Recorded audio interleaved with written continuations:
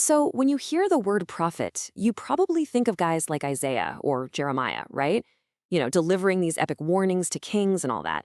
But the whole prophetic story, its very DNA, starts way earlier. It begins with the man who didn't just speak to Israel, he basically created.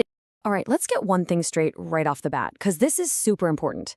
We have to scrap this idea that a prophet is just a fortune teller. In the Bible, a prophet isn't mainly about predicting the future. They're God's spokesperson, someone who speaks truth right into the middle of what's happening now. They challenge, they correct, and they call people back to God. And that entire tradition, that whole legacy of speaking for God, it all traces back to one single person, Moses. But to really get a handle on Moses the prophet, we've got to understand Moses the man. And his story kicks off with one of the biggest ironies you can imagine. I mean, just look at this contrast. It's night and day. For the first third of his life, Moses is royalty in Egypt. He's got power, a top-tier education, and he's raised by the very people who are enslaving his own. But then he flees for his life and becomes a shepherd in the middle of nowhere. All that power, all that confidence and pride, gone. It's completely stripped away. And it's in that place of weakness and doubt that God actually gets him ready for his real job. You can really see his life broken down into these 3 40-year acts. It's pretty amazing. 40 years as a prince, learning how power works. Then 40 years as a shepherd, learning humility. And then finally, 40 years as the leader in the wilderness, where he has to use everything he learned. And the pivot point for his whole life happens out there in the desert, at a burning bush. Moses, this shepherd who's full of self-doubt, has this incredible encounter with God. And when he asks, "Who should I say sent me?" he gets this answer that changes everything. God reveals his personal name and calls this runaway to be his prophet.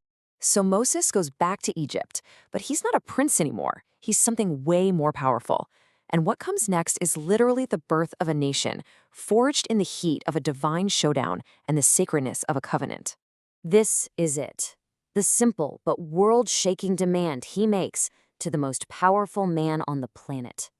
And the plagues that follow? They aren't just random disasters. Each one is a direct attack on one of Egypt's gods. This is theological warfare. And Moses is the general on the front line. So after this amazing escape from Egypt, Moses leads the people to Mount Sinai. And there he spends 40 days and nights in the direct presence of God. Just think about that. This isn't a casual meeting. He's receiving the law, the entire blueprint for how these ex-slaves are supposed to live as God's people. And what's so critical to understand is that the heart of this law isn't just a bunch of rules. It's about relationship. This verse right here, the Shema, this is the absolute core of it all. It's a call to love and loyalty. Obedience isn't the goal. It's the result of loving God. And Moses was so clear that this covenant, this relationship, wasn't just for special occasions. It was meant to be woven into every single part of life. You're supposed to talk about it with your kids, when you're just walking down the road, first thing in the morning, last thing at night. Faith was supposed to be a constant conversation. But then, of course, comes the big test. While Moses is up on the mountain, the people down below build a golden calf. They break the covenant almost as soon as it's made. And in that crisis, Moses shows us what a real prophet does. He stands in the gap, he intercedes for the people, and even offers up his own life to save them. Okay, now we get to the absolute climax of Moses' prophetic career. After 40 years of wandering, he's 120 years old, he's standing on the border of the Promised Land, a land he himself won't ever enter. And he gives one final, jaw-dropping speech. You've to stop and think about how wild this is. Before they have conquered a single city, before they even own an inch of this land, Moses lays out their entire national history, from their greatest successes to their absolute ruin. He predicts they'll lose a land they don't even have yet. It's just stunning. And he maps out this whole tragic cycle. He basically says, look, you're going to go in, you're going to get comfortable and rich, and then you're going to forget the God who gave you everything, and that forgetting will lead to chasing other gods, and that will eventually get you kicked out of the land. It's a devastatingly accurate prediction.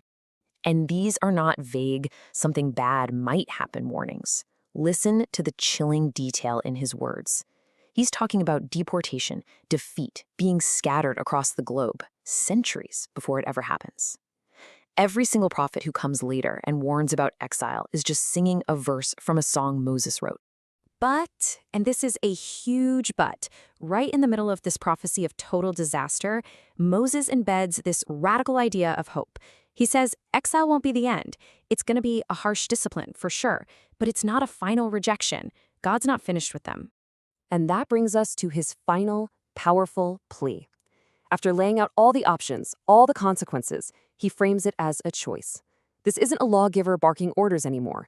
This is a shepherd, with all his heart, just begging his flock to choose the path that leads to life. So what's the big takeaway here? What's the ultimate legacy of Moses? Well, his life, and especially that final speech, they become the blueprint, the gold standard that all future prophets are going to be judged against. Moses basically sets up these 4 foundational pillars that every prophet after him will build upon. Number 1, being chosen doesn't mean you get a free pass on behavior. 2, the land is a gift, not a right you own forever. 3, if you get exiled, that's on you. It's a just consequence, not God failing. And 4, there's always a way back. Restoration is always on the table if you truly turn back to God. The Bible itself gives us the final word on him. His relationship with God was just on another level. He wasn't just a messenger boy. He knew God face to face.